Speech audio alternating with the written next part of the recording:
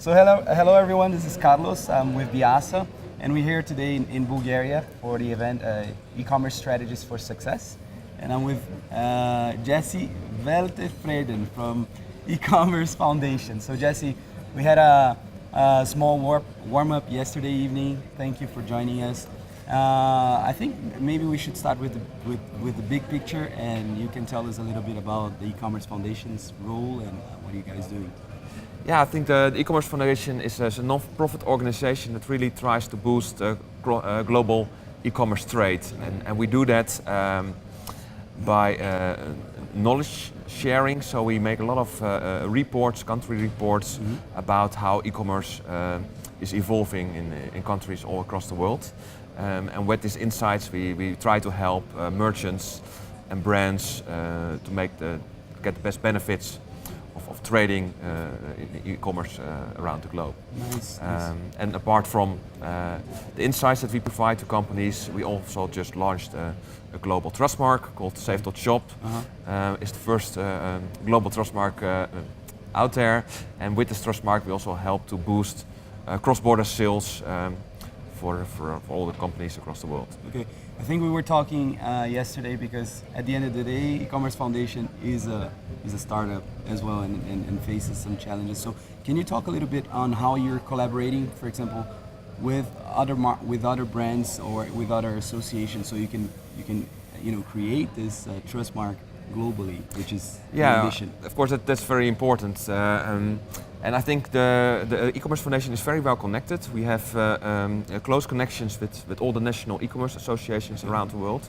We work very closely together with them to generate insights for the members, but also work on issues how to increase trust in e-commerce and online shopping across the world. And also together with them, we try to roll out this global trust mark called Safe.shop. Got it. Can you let's talk a little bit about your presentation today and the role of cross-borders. I mean, we see that Bulgaria isn't as advanced in e-commerce as the Netherlands and Germany and even Brazil, right? Today. So what is the role of cross-border commerce today, as you see in a little bit of your presentation today? Well, actually what we see, of course, is that more and more people are nowadays shopping online, and this trend will continue in the near future. And with growing popularity of online shopping and the increasing e-commerce market sizes across the world, also the opportunities for cross-border e-commerce are also increasing. So in the near future, more and more people will also are going to buy online from companies that are located in other countries. So that this is a huge potential for companies, but also it's a challenge, because when you are operating in a local market, you would already have a lot of competition from foreign players, and this competition will increase in the near future. So if you want to stay alive as an e-commerce company, you should also look abroad to expand your options and to increase your sales opportunities. Right. And of course, in a lot of countries, companies are already doing that, but they're not doing it at the same pace. So in some countries, companies are a bit more advanced when it comes to cross-border e-commerce. For example, in countries like the UK or in Austria or even Germany, while in other countries like Bulgaria, where we are today, companies are less advanced when it comes to cross-border e-commerce. Yeah, that makes total sense. Do you have any? If you don't have now, if you don't remember, no problem. But any figures on cross-borders and the countries really that are doing business cross-borders? The most important players. And do you have any figures on that?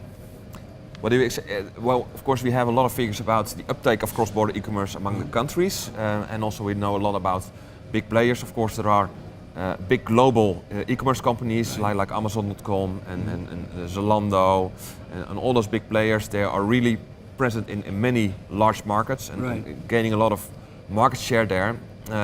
But we also see, of course, that smaller players, small and medium-sized companies, are also engaging in cross-border e-commerce more and more today. But as I said before, it's not at the same pace. So in some countries, they are a bit more advanced. As I said in my presentation, almost 90% of the companies in the Netherlands offers the opportunity for foreign customers to make a purchase, whereas in Bulgaria it's only 15%. However, this penetration figure doesn't say that there's a clear cross-border strategy behind it. So, looking at my country, the Netherlands, I think most of the websites of the companies that sell cross-border are still in Dutch. And as we spoke yesterday, Dutchers, they are traders.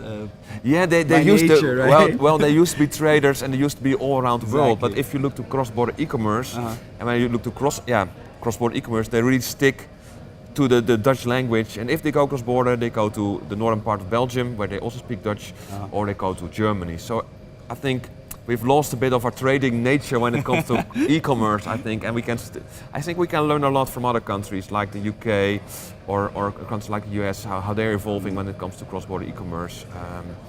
Interesting.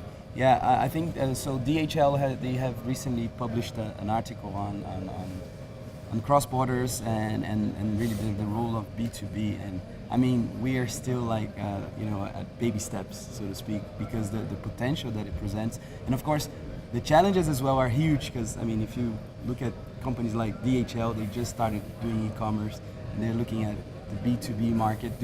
Do you guys also have any studies on B2B? You know, like manufacturers going to the consumers, and how do you see that?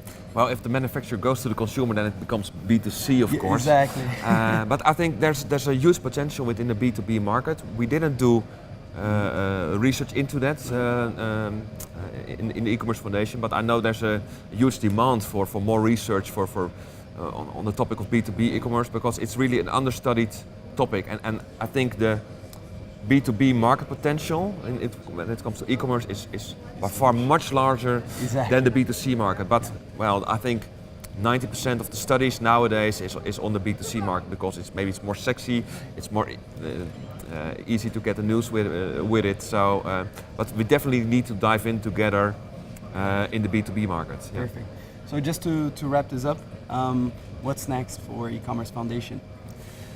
Well, as I said, at the moment we're very busy with rolling out our global trust mark, safe.shop, so that really it takes a lot of our effort, but also we continue doing interesting projects to get merchants more relevant insights to improve their e-commerce strategy and also their international e-commerce strategy. So, as I said, we're doing cross-border e-commerce, but we also want to start up a huge project about global marketplaces and how marketplaces are evolving, and also how merchants can use those marketplaces at their benefit under which circumstances. So I think marketplace is also, I think, a big topic that we want to cover in the coming year.